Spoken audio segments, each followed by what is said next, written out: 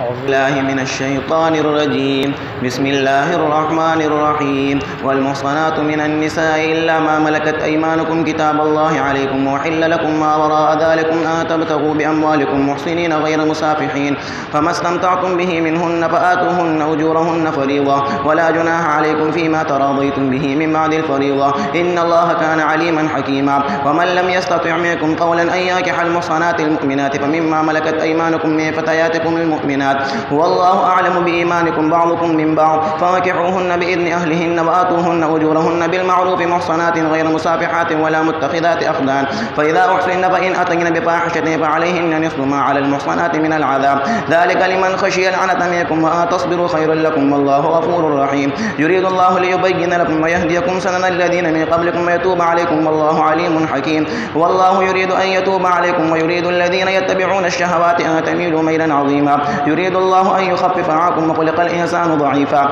يا أيها الذين آمنوا لا تأكلوا أموالكم بينكم بالباطل إلا أن تكون تجارة عن تراض منكم ولا تقتلوا أنفسكم إن الله كان بكم رحيما. ومن يفعل ذلك عدوانا وظلما فسوف نصليه نارا وكان ذلك على الله يسيرا. إن تجتنبوا كبائر ما تنهون عنه نكفر عنكم سيئاتكم وندخلكم مدخلا كريما. ولا تتمنوا ما فضل الله به بعضكم على بعض للرجال نصيب مما اكتسبوا وللنساء نصيب مما اكتسبن واسألوا الله من فضله إن الله كان بكل شيء عليما. ولكل يجعلنا مواليا مما ترك الوالدان والأقربون والذين عقدت أيمانكم فآتوهم نصيبهم إن الله كان على كل شيء شهيدا. الرجال قوامون على النساء بما فضل الله بعضهم على بعض وبما أنفقوا من أموالهم فالصالحات قانتات حافظات للغيب بما حفظ الله. واللاتي تخافون نشوزهن فعظوهن واهجروهن في المضاجع واضربوهن فإن أطعنكم فلا تبغوا عليهن سبيلا إن الله كان عليا كبيرا. وإن خفتم شقاق بينهما فابعثوا حكما من أهله وحكما من أهلها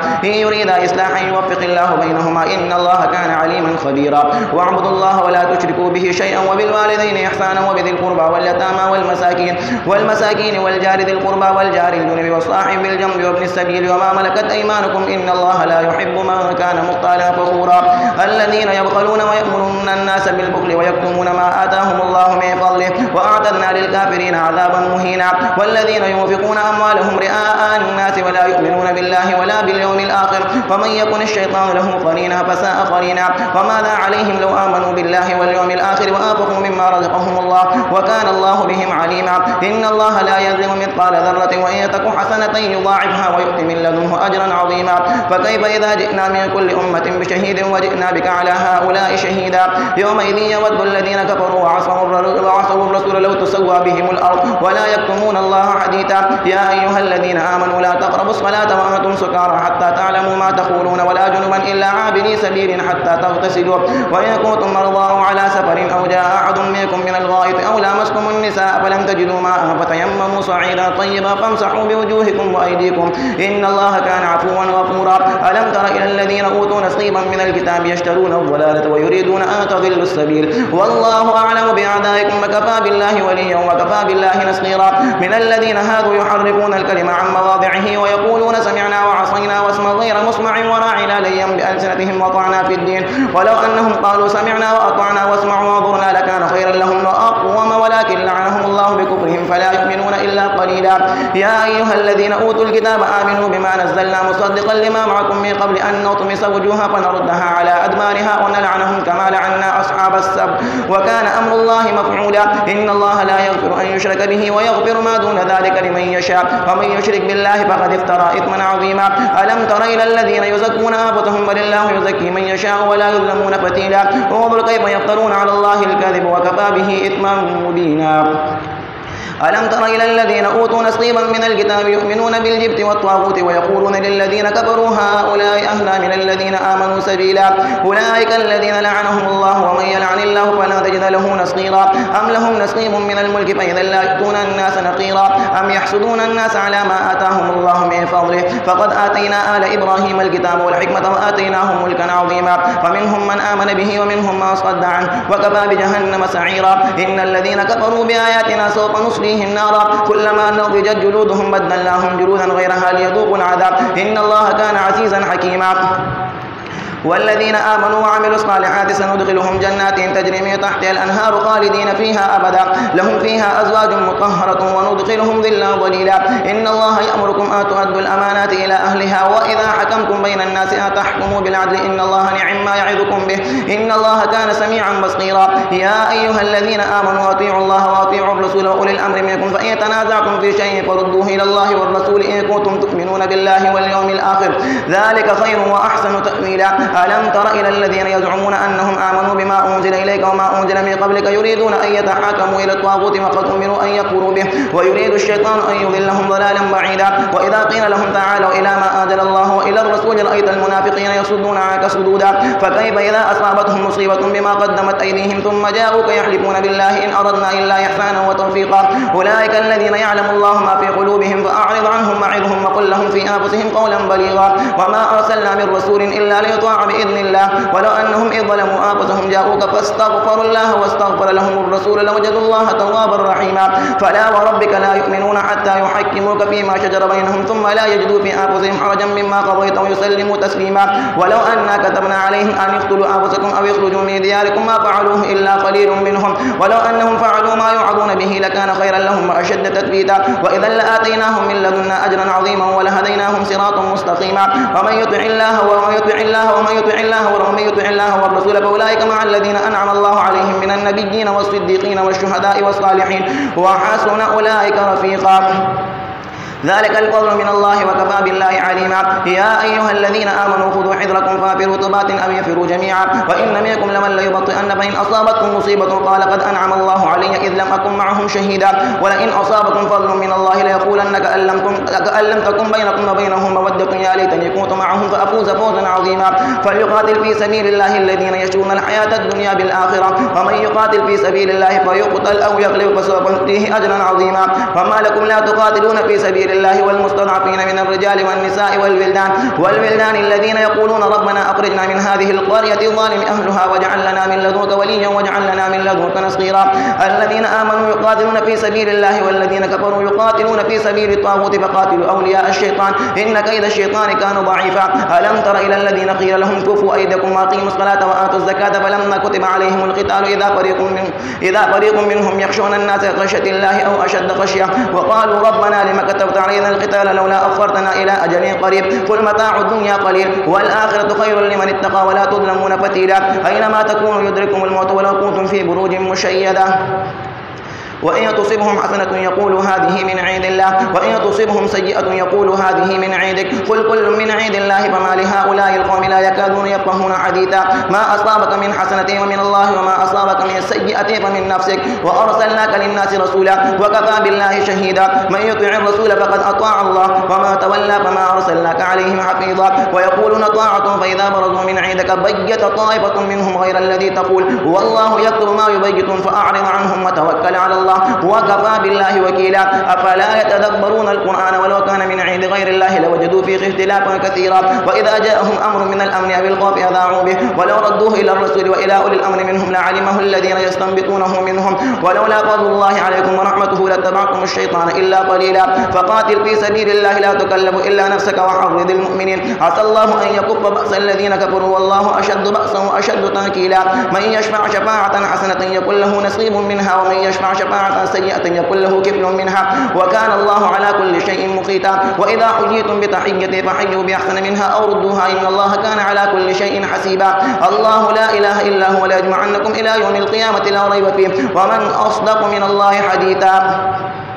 فما لكم في المنافقين فئتين والله أركسهم بما كسبوا أتريدون أن تهدوا من أضل الله ومن يضلل الله فلا تجد له سبيلا ودوا لو تكفرون كما كفروا فتكونون سواء فلا تتخذوا منهم أولياء حتى يهاجروا في سبيل الله فإن تولوا فخذوهم واقتلوهم حيث وجدتموهم ولا تتخذوا منهم وليا ولا نصيرا إلا الذين يصلون إلى قوم بينكم وبينهم ميثاق أو جاءوكم حصرت صدورهم أن يقاتلوكم أو يقاتلوا قومهم ولو شاء الله لسلطهم عليكم فلقاتلوكم فإن اعتزلوكم فلم يقاتلوكم وألقوا إليكم السلام فما جعل الله لكم عليهم سبيلا ستجدون آخرين يريدون أن يأمنوكم ويأمنوا قومهم كلما ردوا إلى الفتنة أركسوا فيها فإن لم يعتزلوكم ويلقوا إليكم السلام ويكفوا أيديهم فخذوهم واقتلوهم حيث ثقفتموهم وأولئكم جعلنا لكم عليهم سلطانا مبينا وما كان لمؤمن أن يقتل مؤمنا إلا خطأ وما قتل مؤمنا خطأ فتحرير رقبة مؤمنة ودية مسلمة إلى أهله إلا أن يصدقوا فإن كان من قوم عدو لكم وهو مؤمن فتحرير رقبة مؤمنة وإن كان من قوم بينكم وبينهم ميثاق فدية مسلمة إلى أهله وتحرير رقبة مؤمنة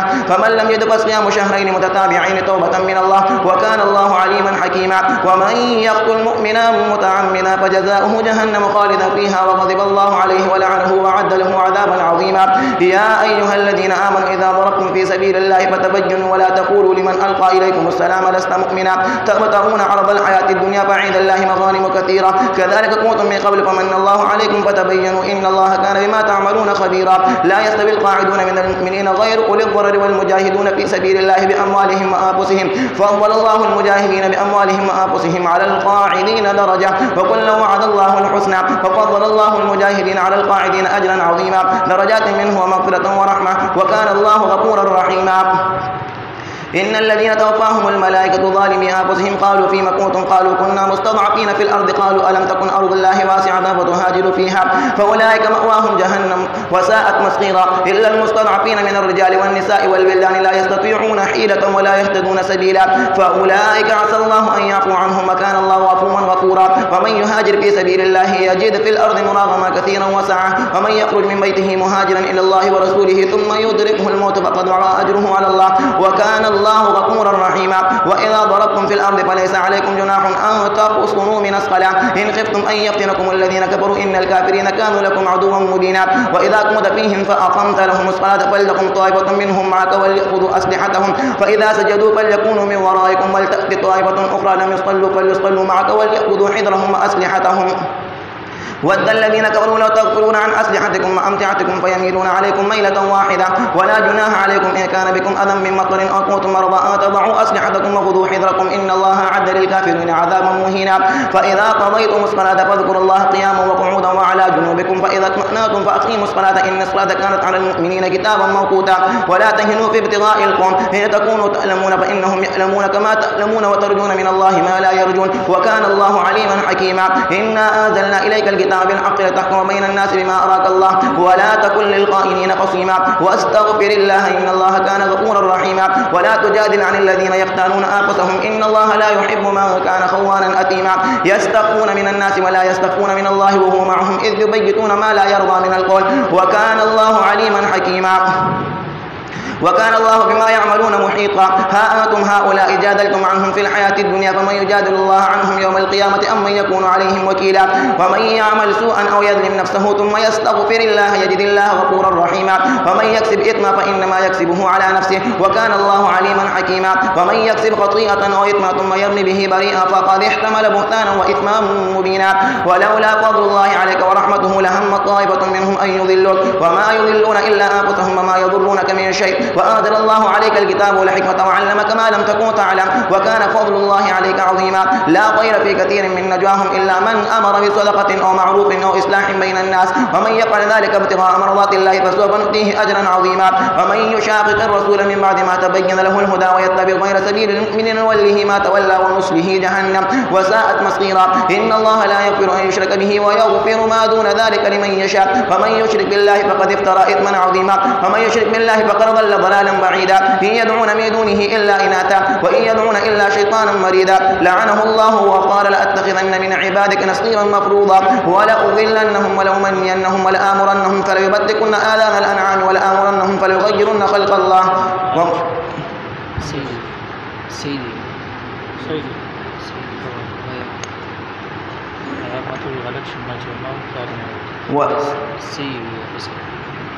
إن يدعون من دونه إلا إناثا وإن يدعون إلا شيطانا مريدا لعنه الله وقال لأتخذن من عبادك نصيبا مفروضا ولأضلنهم ولأمنينهم ولآمرنهم فليبتكن آذان الأنعام ولآمرنهم فليغيرن خلق الله ومن يتخذ الشيطان وليا من دون الله فقد خسر خسرانا مبينا يعدهم ويمنيهم وما يعدهم الشيطان إلا غرورا أولئك مأواهم جهنم ولا يجدون عنها محيصا والذين آمنوا وعملوا الصالحات سندخلهم جنات تجري من تحتها الأنهار خالدين خالدين فيها أبدا وعد الله حقا ومن أصدق من الله قيلا ليس بأمانيكم ولا أماني أهل الكتاب من يعمل سوءا يجز به ولا يجد له من دون الله وليا ولا نصيرا ومن يعمل من الصالحات من ذكر أو أنثى وهو مؤمن فأولئك يدخلون الجنة ولا يظلمون نقيرا ومن أحسن دينا ممن أسلم وجهه لله وهو محسن واتبع ملة إبراهيم حنيفا واتخذ الله إبراهيم خليلا ولله ما في السماوات وما في الأرض وكان الله بكل شيء محيطا ويستفتونك في النساء قل الله يفتيكم فيهن وما يتلى عليكم في الكتاب في يتامى النساء اللاتي لا تؤتونهن ما كتب لهن وترغبون أن تنكحوهن والمستضعفين من الولدان وأن تقوموا لليتامى بالقسط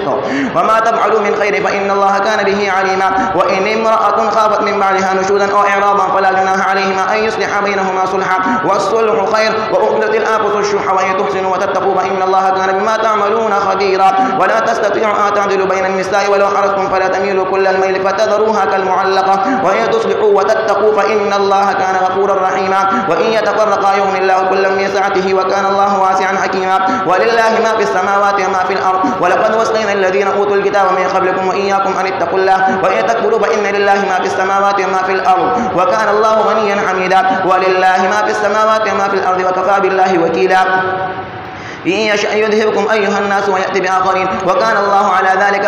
قديرا ما كان يريد ثواب الدنيا فعند الله ثواب الدنيا والآخرة وكان الله سميعا بصيرا يا أيها الذين آمنوا كونوا قوامين بالقسط شهداء لله ولو على أنفسكم أو الوالدين والأقربين إن يكن غنيا أو فقيرا فالله أولى بهما فلا تتبعوا الهوى أن تعدلوا وإن تلووا وتعرضوا فإن الله كان بما تعملون خبيرا يا أيها الذين آمنوا بالله ورسوله والكتاب الذي نزل على رسوله والكتاب الذي أنزل من قبل فمن يكفر بالله وملائكته وكتبه ورسله واليوم الآخر فقد ضل ضلالا بعيدا إن الذين آمنوا ثم كفروا ثم آمنوا ثم كفروا ثم زادوا كفرا لم يكن الله ليغفر لهم ولا ليهديهم سبيلا بشر المنافقين بأن لهم عذابا أليما الذين يتخذون الكافرين أولياء من دون المؤمنين أيبتغون عندهم العزة فإن العزة لله جميعا وقد نزل عليكم في الكتاب أن إذا سمعتم آيات الله يكفر بها ويستهزأ بها فلا تقعدوا معهم حتى يخوضوا في حديث غيره إنكم إذا مثلهم إن الله جامع المنافقين والكافرين في جهنم جميعا